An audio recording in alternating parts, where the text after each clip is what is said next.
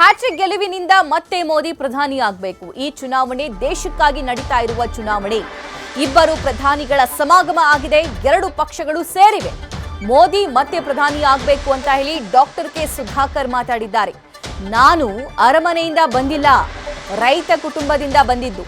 ನಾವು ನೀಡಿದ್ದು ಸೌಲಭ್ಯವನ್ನ ಕಾಂಗ್ರೆಸ್ ಸರ್ಕಾರ ಕಿತ್ತುಕೊಂಡಿದೆ ಅಂತ ಸುಧಾಕರ್ ಕಾಂಗ್ರೆಸ್ ವಿರುದ್ಧ ಕಿಡಿಕಾರಿದ್ದಾರೆ.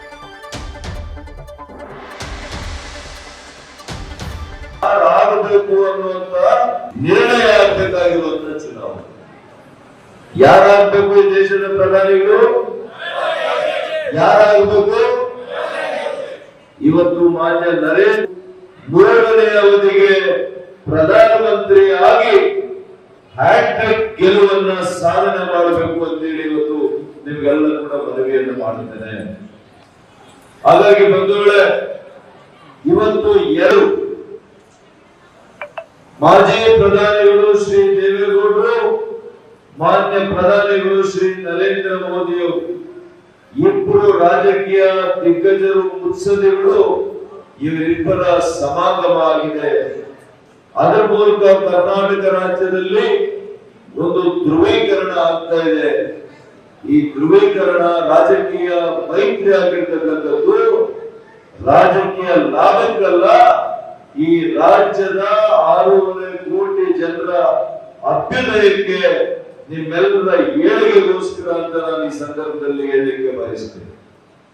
ಇವತ್ತು ಸಾಮಾನ್ಯ ಜನರ, ಸಾಮಾನ್ಯ ಬಡವರ ಕಣ್ಮಣಿ ಅಂತಾನೆ ಮಾನ್ಯ ಕುಮಾರಣ್ಣವರನ್ನ ಎಲ್ಲರೂ ಕೂಡ ನೆನಪಿಸ್ತಾರೆ. ಇವತ್ತು ಕುಮಾರಣ್ಣವರು, ನಮ್ಮ ಅಶೋಕಣ್ಣವರು, ಮಾನ್ಯ ಯಡಿಯೂರಪ್ಪನವರು, ನಮ್ಮ ನಾಯಕರು, ಇವರೆಲ್ಲ ಕೂಡ ರೈತರಿಗೆ ಅನೇಕ ರೀತಿಯಲ್ಲಿ ಇವತ್ತು ನಾವು ಸೌಲಭ್ಯಗಳನ್ನ ನೀಡಿದ್ವು.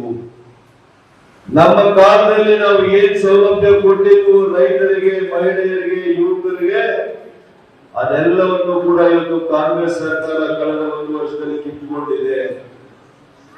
ಕಿಸಾನ್ ಸಮ್ಮಾನ್ ಯೋಜನೆಯಲ್ಲಿ 4,000 ಕಿತ್ತುಕೊಂಡಿದೆ.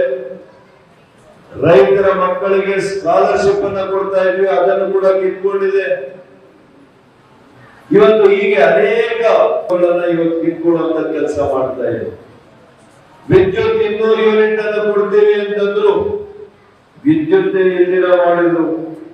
ಇವತ್ತು ರೈತರು ಒಂದು ಟ್ರಾನ್ಸ್ಫಾರ್ಮರ್ ಅವರು ಹಾಕ್ಸ್ಕೋಬೇಕು ಅಂತಂದ್ರೆ 4 ರಿಂದ 5 ಲಕ್ಷ ರೂಪಾಯಿ ಆಗ್ತಾ ಇದೆ. ಅದು ತಕ್ಷಣ ಆಗೋದಿಲ್ಲ. ಇದೊಂದು ರೈತ ವಿರೋಧಿ ಸರ್ಕಾರ ಕಾಂಗ್ರೆಸ್ ಆಗಿದೆ. ನಮ್ಮ ಕಾಲದಲ್ಲಿ ಕೇವಲ 25,000ಕ್ಕೆ ಟ್ರಾನ್ಸ್ಫಾರ್ಮರ್ ಹಾಕಿಸ್ಕೊಡ್ತಾ ಇದ್ರು. ಹಾಗಾಗಿ ಬಂಧುಗಳೇ, ರೈತ ಪರವಾದಂತ ಕಾಳಜಿಯನ್ನು ಇಟ್ಕೊಂಡಿರುವಂತವರು ಮಾನ್ಯ ನರೇಂದ್ರ ಮೋದಿ ಅವರು. ಅದಕ್ಕೆ ಈ ದೇಶದಲ್ಲಿ 10 ಕೋಟಿ ರೈತರಿಗೆ ಪ್ರಧಾನಮಂತ್ರಿಗಳ ಕಿಸಾನ್ ಕ್ರೆಡಿಟ್ ಕಾರ್ಡ್ ಅನ್ನ ಮಾಡಿಸಿದ್ದಾರೆ. ಅದರ ಮೂಲಕ ಈ ದೇಶದಲ್ಲಿ 8.5 ಲಕ್ಷ ಕೋಟಿ ರೂಪಾಯಿಗಳ ಸಾಲವನ್ನ ರೈತರಿಗೆ ಕೊಟ್ಟಿರುವಂತಹ ದಿವಂಗತ ಪ್ರಧಾನಮಂತ್ರಿಗಳು ಶ್ರೀ ನರೇಂದ್ರ ಮೋದಿ ಅವರು ಅನ್ನೋದನ್ನ ನಾವೆಲ್ಲ ಕೂಡ ಅರ್ಥ ಮಾಡ್ಕೋಬೇಕು. ನ್ಯೂಸ್ ಫಸ್ಟ್, ನಿರ್ಭೀತಿಯಿಂದ ನಿಮ್ಮ ಪರವಾಗಿ.